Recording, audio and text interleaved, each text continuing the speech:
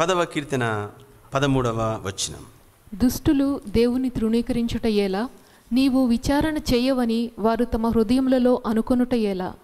కాబట్టి ఇక్కడ చూస్తే దుష్టులు దేవుని తృణీకరించుట ఎలా, ఏమని తృణీకరిస్తున్నారు? నీవు విచారణ చేయవని వారు తమ హృదయములో అనుకొనుట ఎలా. దేవుడు విచారణ చేయడు.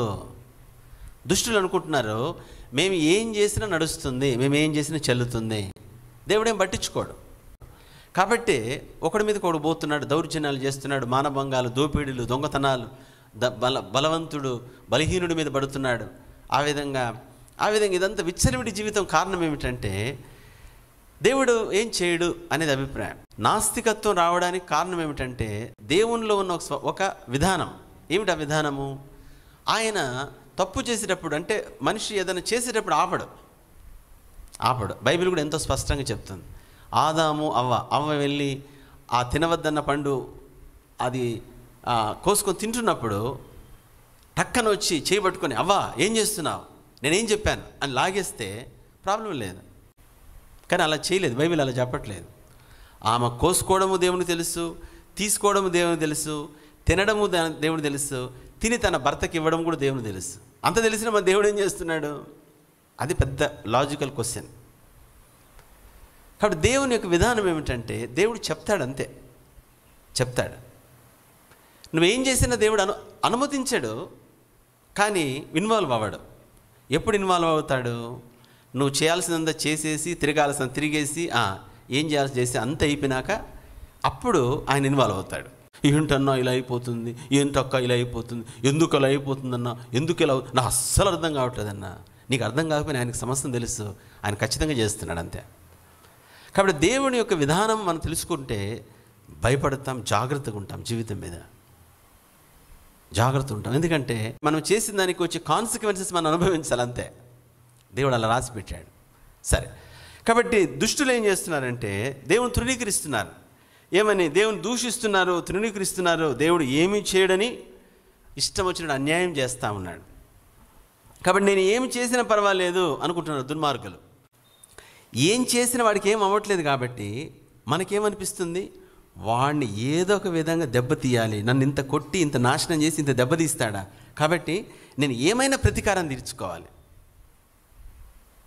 అప్పుడేమవుతుంది?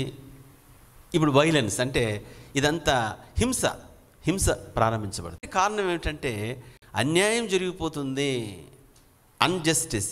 కాబట్టి న్యాయం లేదు, కాబట్టి పగ తీర్చుకోవాలి. సోదరుడా సహోదరి, సత్యం ఏమిటంటే 14వ వచనం మొదటి భాగం చదవండి. కీర్తన 10:14 మొదటి భాగం. నీవు దీనిని చూచి ఉన్నావు కదా.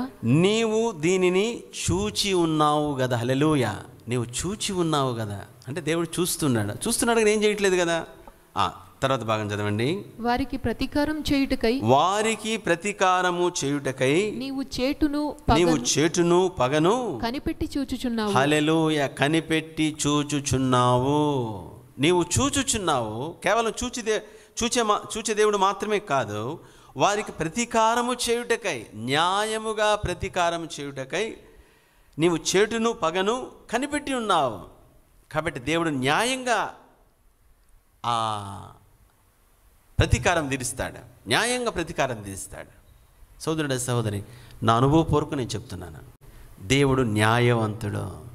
కానీ ఆయన ఒక సమయంలో చూస్తాడు, జడ్జిమెంట్ టైం అనేది ఒకటి ప్రారంభించబడుతుంది. కాబట్టి దేవుడు ఇది ప్రతీకారం చేయకుండా ఉన్నాడు అనేది అసత్యమైన మాట. సత్యం ఏమిటంటే ఆయన చూస్తున్నాడు, ఆయన న్యాయంగా ప్రతిఫలం ఇస్తాడు. కాబట్టి దేవుని బిడ్డ, మన ప్రమేయం లేకుండా ప్రతీకారం జరుగుతుంది. నీ ప్రమేయం లేకుండా. ఎందుకని? ఆయన ఇన్వాల్వ్ అయ్యాడు,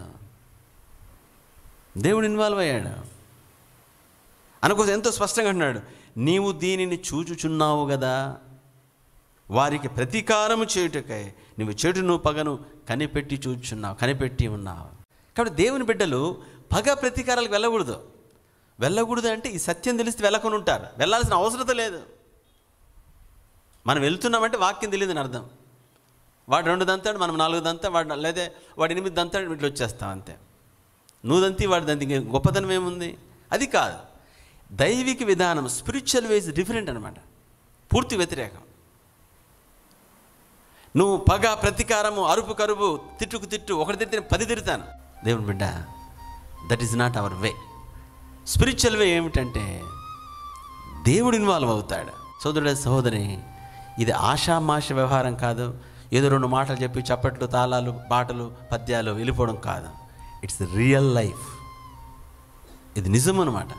ఆ నిజమైన దేవుడికి అనగా న్యాయముగా ప్రతీకారం చేయు దేవునికి కృతజ్ఞత చెల్లిస్తాం.